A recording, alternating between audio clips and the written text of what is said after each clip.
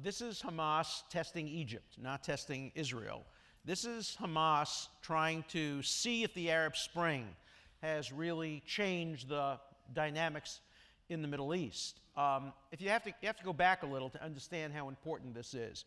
In 2005, Prime Minister Sharon decides to abandon Gaza, leave it, totally end the occupation, bring over 10,000 Israeli Jews out of Gaza, leave behind the farming equipment, the hothouses, encouraging the people of Gaza to try to build a reasonable society. There were no military attacks by Israel on Gaza. There was no boycott of Gaza.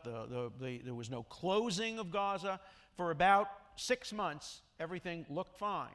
And then the Hamas, when it took over, destroyed all the hothouses, destroyed all the farm implements, destroyed the economy, and decided to use whatever money they had to build rockets. And they began to send rockets into Israel, thousands and thousands of rockets.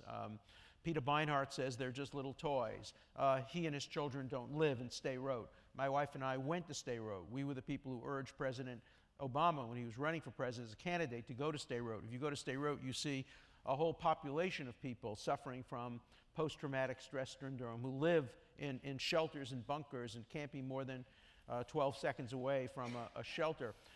And so when Sharon left Gaza, I spoke to him shortly thereafter, and he said, this is an experiment.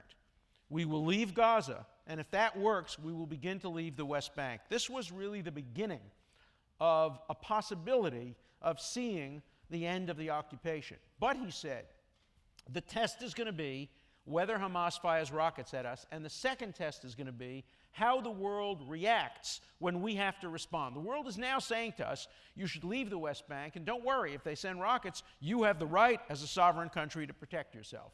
And when Israel finally had to protect itself in 2008, 2009 with Operation Cast Lead, the response was the Goldstone Report, supported by J Street, supported by a range of other hard-left organizations. And the Goldstone Report did more to set back the peace process than any other single document, because it sent a message to Israeli doves and Israeli peace people: you can't give back the West Bank. If you do, and if Hamas takes it over, and there are rocket attacks, and if you try to defend the Jerusalemites or the Tel Aviv people, you will be condemned by the international community, because when Hamas fires rockets, it commits a double war crime.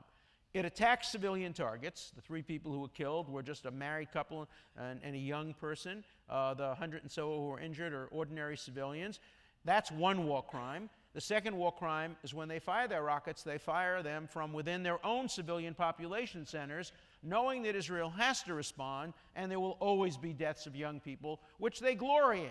They love to show on television carrying the dead babies into the hospital, who they are morally responsible for killing because they put their rockets in those neighborhoods. But you try to explain that to the world. So what happens now? I mean, does Israel is apparently considering a ground invasion of Gaza. Do you think they should? Do you think they will? I hope not. Ground invasion means lots of civilian casualties on the Palestinian side and lots of Israeli military casualties potentially on their side. I hope that Hamas backs down. I hope Egypt, which is talking tough, as Ambassador Oren said tonight on a television show which he was on and I was on, I hope that you can follow Egypt's deeds more than their words, and maybe they will talk tough about Israel, as Turkey has done, and Qatar has done, and Syria has done, and maybe act in a more responsible way.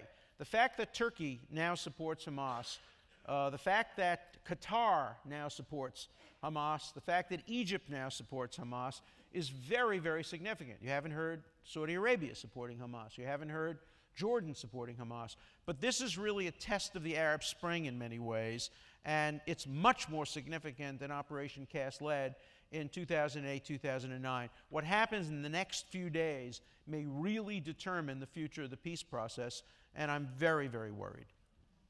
And also at the same time, the Atomic Energy Commission today released a report showing that Iran is closer to developing centrifuges that are easily convertible to nuclear weapons, and so Israel may have a 3 or 4 front battle on its hands. It may have to fight Hamas in Gaza, Hezbollah in Lebanon. If Assad is beginning to really lose, the easy way to rally support is to open up a front with Israel. And then, of course, the hand of Iran is in all of these activities, and tragically, Israel may have to take unilateral action. I hope not. It's a very, very difficult time. This is a time, I think, for the pro-Israel community to unite.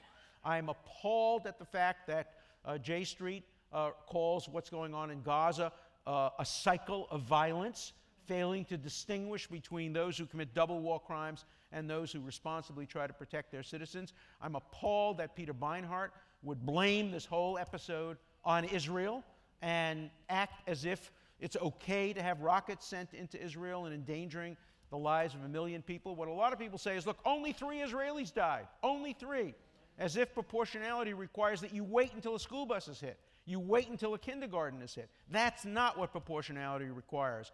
And I'm hoping the Jewish community, the pro-Israel community in general, can unite behind Israel during this time of crisis rather than play out all their liberal, conservative, right-left fantasies over the risks to the real safety of Israel. So I'm asking for unity at this time.